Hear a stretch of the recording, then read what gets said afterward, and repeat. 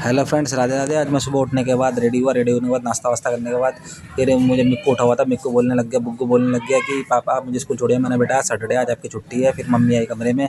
कमरे में आई मम्मी का मैंने लिया आशीर्वाद लेने के बाद मैं चल दिया सीधा चांदनी चौक के लिए।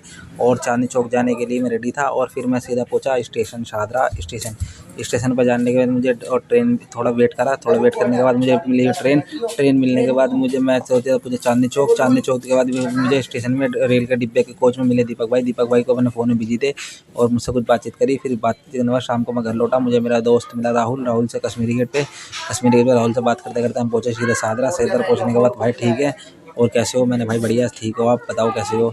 फिर मैं सीधा पहुंचा अपने घर, जो कि मेरा मिक्कू जगह हुआ था। मिक्कू से कुछ बातचीत करने के बाद हमने खाना वाना खाया। खाना वाना खाने के बाद हम फिर चले सोने की तैयारी करने। प्लीज़ लाइक शेयर करना और वीडियो कैसी लगी। और मेरा मिक्कू बहुत रो रहा था बुग्गू।